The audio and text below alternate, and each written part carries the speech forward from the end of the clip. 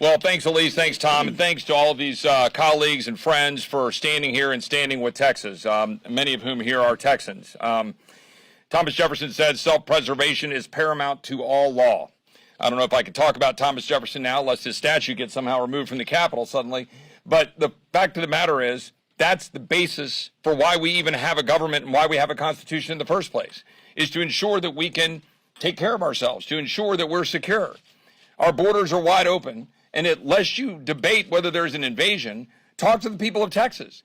I was in Brackettville, Texas just last week in Tony's district, where Tony, and the people down there, the ranchers, there were 200 people in the room, and they were saying, where are you?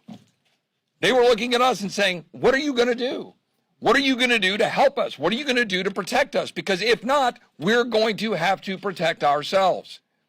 And that's what we're seeing out of Governor Abbott, appropriately. The president has the ability right now, the power to stop it. 212F, he could use that power. He could undo many of the orders that Tom referenced. But he chooses not to, because this is all a sham and it's purposeful. It is a purposeful effort to deluge our society and to undermine our way of life, to destroy Western civilization.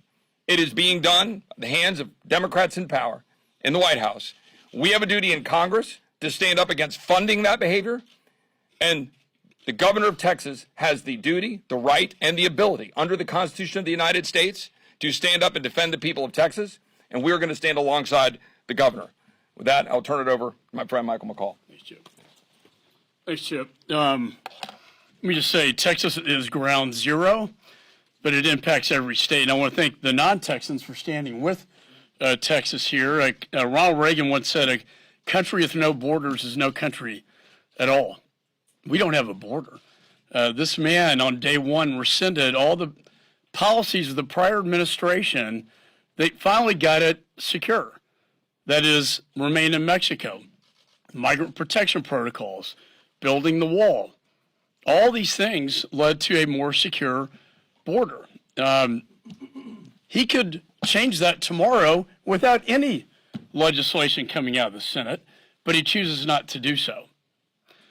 I went down to the border recently in Monica de la Cruz in her district, and with Tony Gonzalez and with Monica de la Cruz, and I've been down there so many times. I was Deputy Attorney General for Criminal Justice, state of Texas. I was the Chief of Counterterrorism, state of Texas, and then I was Chairman of Homeland before Foreign Affairs.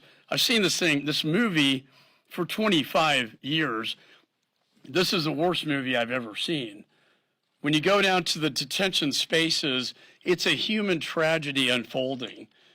And they're overcrowded, and they are overloaded, and they are dumping them into the United States of America. Why? Because they're being processed in the United States rather than outside the United States. It's really that simple. And they get released, catch and release. 8 million encounters. What are we going to do with them? With no legal status, criminal enterprise in the United States, MS-13, sex trafficking organizations. Then we have 300 on the terror watch list. When I was chair of Homeland, that's a staggering number. The FBI director said that's a big red flag. And that's just who we know about. Finally, 200,000 deaths due to fentanyl poisoning. My children have been to funerals. One just last Christmas Eve. A friend took fentanyl by accident, thought it was Xanax. Christmas morning, the family tried to wake him up. He was dead. This is the real human life tragedy of the Biden administration's policies. We will begin our articles of impeachment tomorrow morning at 10 a.m. on the Homeland Security Committee, and we will prevail because nobody deserves it more than this man. I call him the architect of destruction and chaos. He has created this crisis, and he knows better. He's smarter. He knows what he's done, and he needs to pay for his sins. So with that, let me introduce another great Texan, Mr. Roger Williams. Thank you. Thank you, Michael. Thank you, Chairman. And I, too, have been going to the border since 2005 when I was Secretary of State of Texas under Governor Perry. And I can tell you it's worse today than it was yesterday, and it's going to be worse tomorrow than it is today. And there is an invasion taking place at this southern border, a national security crisis of Biden's making. Millions of fighting-age men and women are making their way into our communities and draining American resources, and affecting all of you out in the audience. I spent the last week in my district meeting with local law enforcement, elected officials, and constituents to hear how their communities are suffering from Biden's failures at the border. I heard how bad actors are smuggling deadly fentanyl into our streets, and cartel members are terrorizing our communities with human trafficking and violent crime. My constituents, my neighbors and friends are pleading for help to secure our border. Secretary Mayorkas and President Biden continue to ignore, they totally ignore the pleas of the American people, forcing Governor Abbott to take on the crisis alone. Instead of coming to Texas aid, our president has decided to retaliate against and target patriots such as Governor Abbott and the brave men and women of the National Guard who are putting their lives on the line to safeguard our nation. And remember, President Biden has only been to a parking lot in El Paso, Texas. Is his way of talking about the border. And Texans have had enough. In the past time for Biden to get to work and to do what is required of our commander-in-chief. If the federal government refuses to do their job to protect the American people, we must ensure Texas is allowed to defend its borders and its people. It's my honor now to bring one of my colleagues again from Texas, Congressman Brian Babin, to the stand. Brian not here? He's pulling teeth somewhere, I guess. Jody Arrington. Well, among other things, I hosted 8 town halls last week, and we don't have time here today that's sufficient to express the level of outrage that the people in West Texas feel on account of their federal government and their commander-in-chief abandoning them. Not only has this commander-in-chief, this derelict president, failed to enforce the laws of the land, abdicated his chief responsibility to provide for a common defense, he has unilaterally surrendered control of our border to terrorist drug cartels. But he's gone one more step to add insult to injury to the people of Texas and to border states who are trying to fend off this deluge. At every turn, he's used every lever of power to obstruct our leaders from doing the job that he's failed to do.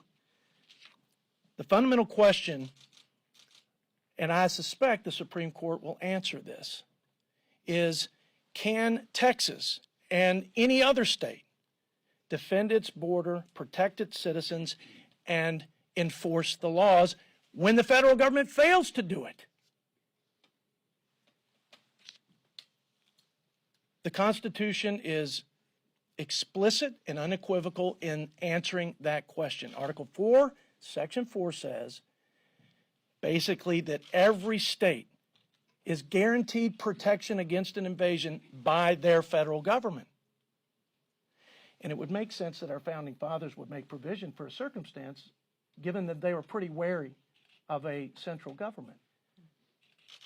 And in Article 1, Section 10, it says if there is an invasion or, and this is important, imminent danger such that will not permit delay, the state has the sovereign constitutionally protected power to defend its border, protect its citizens, and enforce the laws of the land.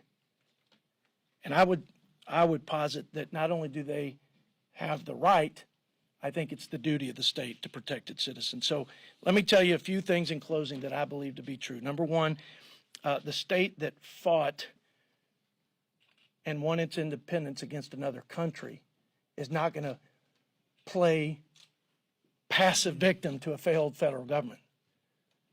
Number two, the people of Texas are not going to ask Joe Biden for permission to protect its citizens and defend its border.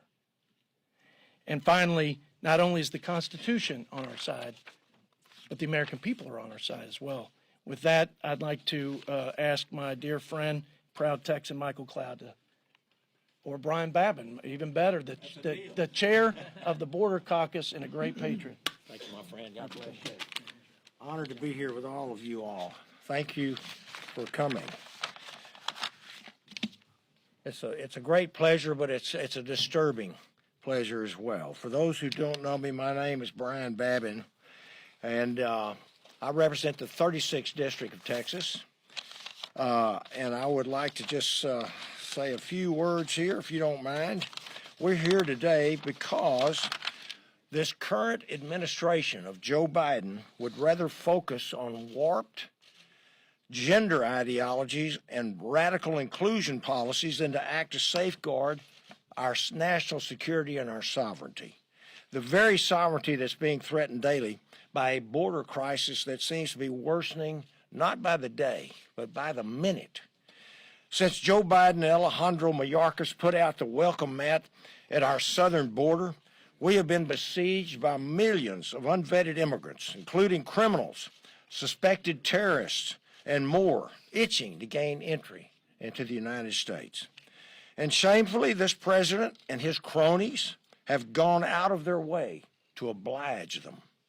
The state of Texas is using every resource available to ensure that our southern border doesn't become a relic, an antique of the past. In a persevering spirit reminiscent of that displayed by those at the Alamo in our great state of Texas, the Lone Star State has stood its ground against an invasion and an administration that clearly wants the opposing forces to win. If we cannot defend our borders, America has no future. And so I thank God for Texas, which unquestionably has the constitutional right to protect itself. And I'm very, very proud to be a Texan. And if this becomes the hill to die on, I can tell you that I will gladly join my state and my colleagues back here, those are from Texas, and our colleagues that don't have to be from Texas, that know that this is a disaster in the making for the United States of America. And with that, I will yield to, who's next? Michael Cloud, my colleague. Thank you. I'll just step right over here. You know, if we were to ask the cartels to design a border security apparatus, it would look pretty much like what we have today. They don't want full-fledged open borders. They want just enough of an illusion of border security that they can continue to charge a premium to the migrants who are coming across our borders. They continue to do devastating things to them and to our communities. Throughout South Texas, as many others, visited throughout our district, you can hear people extremely frustrated. I had a meeting with a number of farmers. I thought we were going to talk about the ag bill, but all they wanted to talk about was the border. That was the same thing over and over again. They're tired of seeing their communities decimated. They're tired of seeing people they know killed. They're tired of seeing the weight that happens on our schools and our hospitals and everything that's happening in our communities because Biden refuses to secure the border. Now, you hear him talk about, hey, we need more money, but they don't. The Biden administration, let's be clear, has every single authority that the Trump administration has. They have more resources than the Trump administration has, but they refuse to do anything about it when it comes to securing our border. If they wanted to secure the border, they have every single authority necessary to do so today, and they could do it. But they, instead of enforcing the clear congressional intent of the law, use every single authority they can try to wrangle out of the law to absolutely erase any sense of security. Now, what this does, of course, is fund cartels to the tunes of tens of millions of dollars a week and aid and abet them in their extremely nefarious actions. We have to control the purse strings here in Congress and ensure that they do not have the money to continue to do bad things. They need to step up and they need to secure the border. But at a very minimum, Mr. Biden, if you will not secure the border, at least get out of Texas's way and let us do so. The fact that they continue to go against Texas doing the job of the federal government on our own state tax dollars is absolutely incredulous. It shows their intent that they do not want a secure border.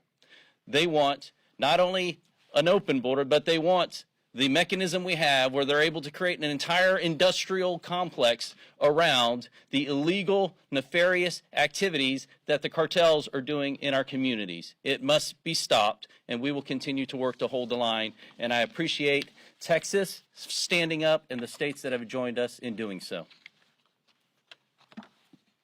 Welcome, colleague Tony Gonzalez from Texas 23rd. I want to thank all my colleagues for being here today. It's very clear that House Republicans are united in securing the border.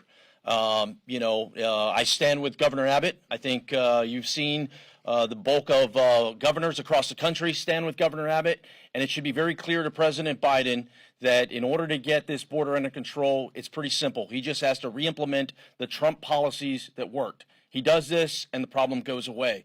I have 2/3 of the Texas-Mexico border. We see it every day. I think back to my time in the military. I'm going to close with this. My time in the military, the most difficult job I had was being a CACO officer. That's when somebody in service passes away. You're that liaison that helps the family deal with that situation. I had to deal with that while I was in service, and I have to deal with that as a member of Congress. It's not fair for Americans to die due to this border crisis. I think of the 3 Americans that were killed in Jordan. Today we're talking about them. Today we're talking about the Americans that were killed overseas. If this border crisis continues, we're going to be talking about Americans being killed here in the United States. That should unite us, not divide us, not only as Republicans, but as all members of Congress. It is our duty to ensure that America is safe. So thank you again. And with that, I'd like to turn it over to my good friend and colleague from Texas's 13th District, Ronnie Jackson. Well, welcome, everyone. Thank you. I'd like to just start by, I'm going to reiterate what's already been said several times, and just to remind everyone that this is a disaster that was engineered and facilitated by Joe Biden and the Biden administration. We wouldn't have this if it weren't willingly being put into place. I also want to remind the American people, most specifically those that are going to go out and vote in November, that the people that are suffering most from this right now are hardworking, blue-collar Americans that rely on the resources, federal, local, and state resources that are out there to provide roads and schools and hospitals and food and school lunches. Those things are a resource that's not an indefinite, bottomless resource. Those resources are incredibly stressed right now, and there will come a day soon where those resources are not going to be available. It's already at the case right now where a lot of people go to the emergency department. They can't get seen in the emergency department because there are overwhelming number of immigrants that are illegally here that are seeking medical care. And so we taxpayers in this country pay for those resources. We can't allow our country to just be wide open to anybody who wants to come here to fall in on those resources and use those resources. That's not a recipe for success for any country in the world, certainly not for us. And I want to say that, I want to remind those people that are going to go out and vote that this is going to be, the Biden administration will tell you day after day that this is ultimately not going to be a big deal and that somehow this is good for our country. This is not good for our country. They're in the process right now of putting together a messaging bill that will give them an opportunity to look like they're trying to solve this problem when all they're doing is trying to politically get out of the situation that they put themselves in. But I want to tell everybody that we're not going to back down in Texas. As a member of the Texas delegation, I stand strong with Texas. I know I've talked to a lot of the Border Patrol agents as well. They fully understand what's going on in Texas. They back what we're doing in Texas, and we will not back down, and the Biden administration will not win this fight. And with that, I will turn it over to my West Texas colleague, Congressman August Pfluger. Good evening. It's the willful and systemic refusal to enforce the laws and the egregious breach of trust that will eventually lead to Secretary Mayorkas's impeachment. And it's not just Mayorkas, it's the entire administration. And when you think about what that's led to, I want to tell you about a couple of people that lost their lives. Let's talk about the Tambunga family. 71-year-old grandmother and a 7-year-old granddaughter driving about 2 miles to their home, killed by a human trafficker doing 100 miles an hour with 11 illegal aliens in the back of their vehicle. Instantly killed. That story is being replayed every single day, not just in Texas, but throughout the United States.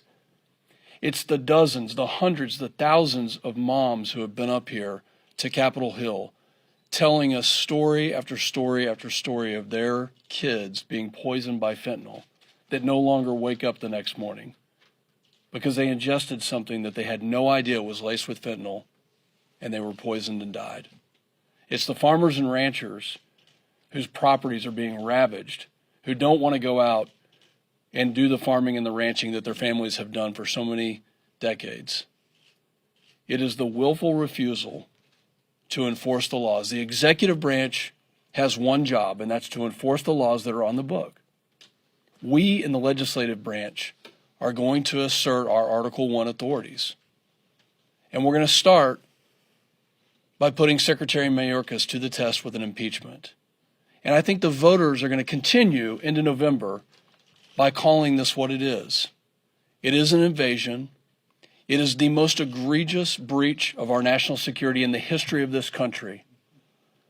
And those effects are being played out every single day in so many places, and I believe have led to the weakening of our security all over the world, to a place in Jordan where we lost 3 service members today. It's that weakness, or several days ago, it's that weakness that we have to and we will use the power of purse to reverse. And President Biden, don't mess with Texas. I'd like to now introduce my friend from Texas 24, Beth Van Dyne. Joe Biden and the extremists in his administration are arsonists. From day one, they have burned down every shred of strong, effective Trump-era border security policy that was protecting America. Through purposeful and persistent actions, the arsonists of the Biden administration have created a national security and humanitarian nightmare. By turning over control of our southern border to the Mexican cartels, Biden and the Democrats have ushered in a new massive era of slave trade here in America that is cursing the lives of illegal immigrant women, little girls, and little boys. But Biden, Mayorkas, and the Democrats couldn't care less about the lives of these small children. They're condemning them to endless rapes and a lifetime of sex trafficking enslavement. And rather than using the power that they already have in existing law, to this end, it's utter catastrophe. Biden is salivating at the prospect of some staggeringly horrible Senate compromise bill to enshrine that this ongoing disaster continues. And I've got news for the Senate. You don't reward arsonists by handing them gasoline. Instead, you do what Texas is doing. You dig in, you fight, you hold the line, and you never give in when our national security is constantly being threatened by the traitorous actions of the executive branch. Stand with Texas, hold the line, and never back down. I want to introduce Morgan Luttrell, an amazing Texan, great friend and defender of America. Thank you, Beth. My colleagues have spoken most eloquently about the problems that we're seeing, not only in the state of Texas, but across the country. And in my opinion, and I'm talking to the American public, this isn't a red or blue issue. This is an American issue. And the sheer numbers that we're seeing coming across our border every single day it's not only scuttling the infrastructure from our small towns, but you're hearing the leadership across the countries in the big cities, from New York to Denver, Chicago. They're begging the administration for help, And I want to stand here with my colleagues and say, Governor Abbott, great job. Keep it up. As they've stated, Texas will never back down. We count on the federal government to help us out as much as possible, and they have failed us in Texas. So Greg Abbott has stepped up and said we will secure our own border, and is doing so. So what does President Biden do? He sues the state of Texas, which he does all the time, because we have the ability to stop the flow. President Biden could stand in the White House today, right now, and say secure the border, and it would happen. But he won't do it. He hasn't done it for the past 3 years, but now we're in an election cycle. And he knows the American public are asking for help. We're spending billions and billions of dollars on illegal immigrants coming across our border. The United States is on the top of the list with sex trafficking. Texas is one of the leading cities. Houston is one of the leading cities for sex trafficking. The federal government has said, we're not helping, so Texas said, all right, enough is enough. Governor Abbott, keep up the great work. For that, I'll pass it off to Ms. De La Cruz. Is she still here? Here we go. Take it. Thank you. Good afternoon. My name is Congresswoman De La Cruz, and I have the honor to represent Texas's 15th Congressional District. I am so proud of the great state of Texas for doing what the Biden administration has failed to do.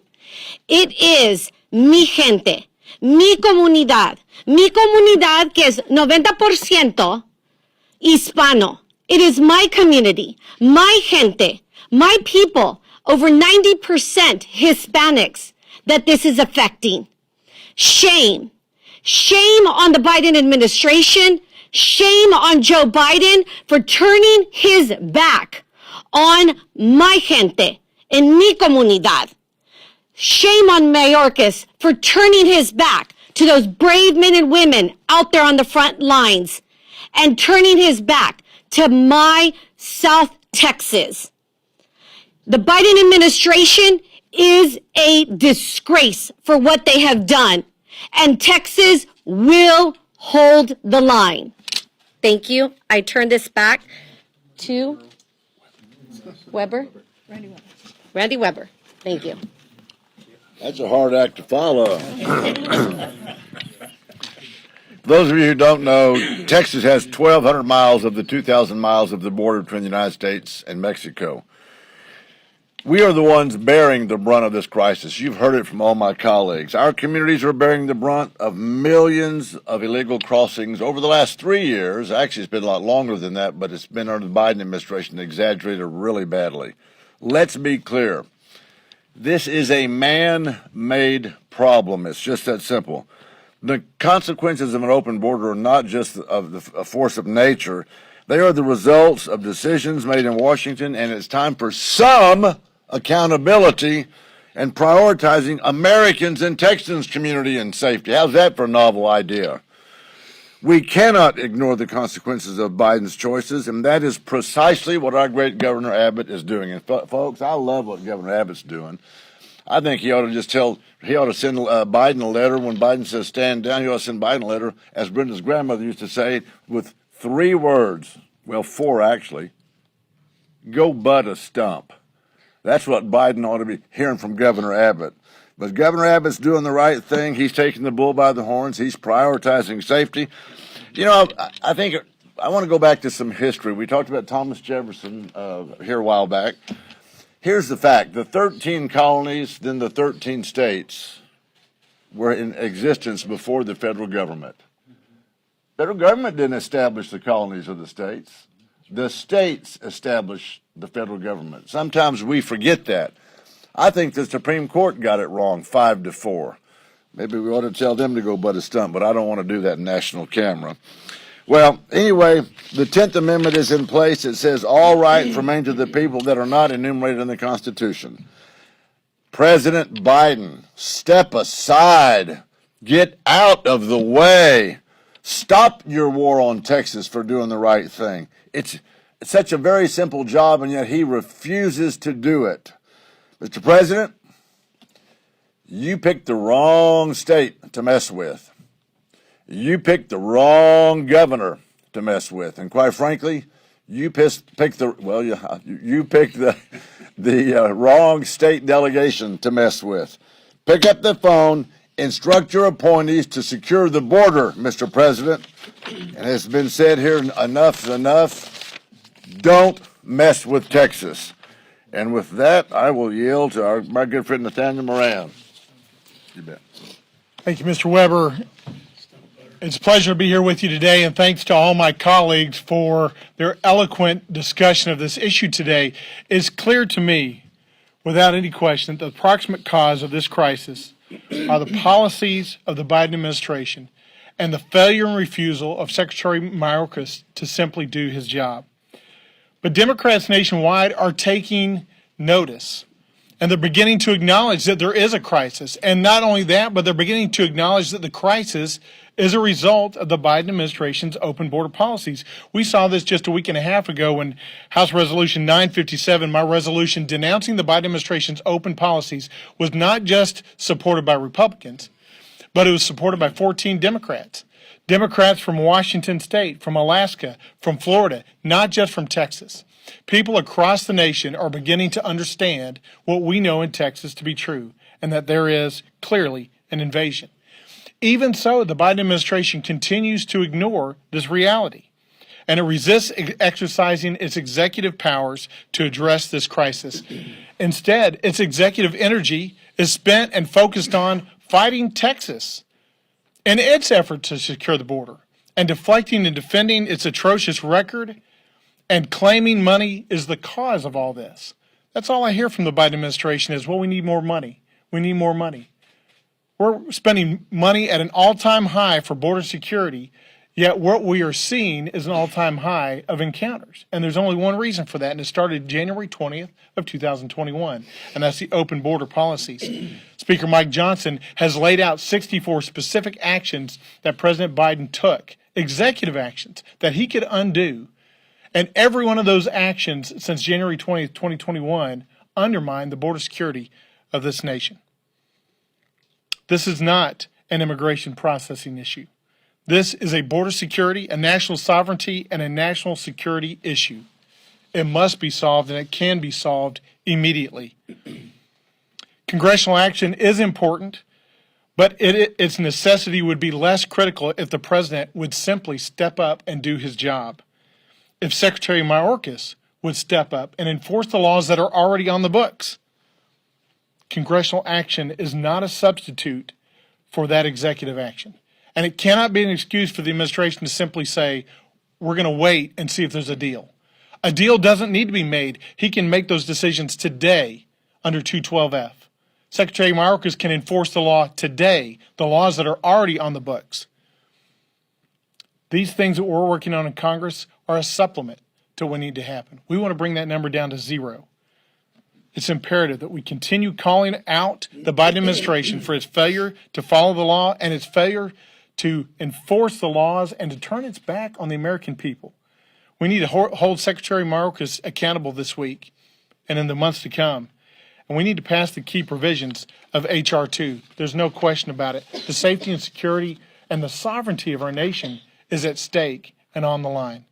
With that, we are grateful. We stand with Governor Abbott.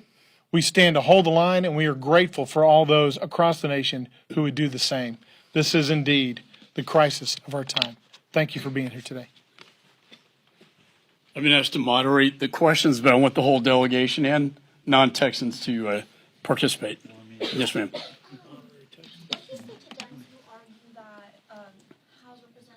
Republicans have no evidence that Mayorkas actually committed high crimes and misdemeanor worthy of impeachment. And what do you hope to get out of the hearing? Well, I'd say a failure to enforce laws of the nation. But if you look at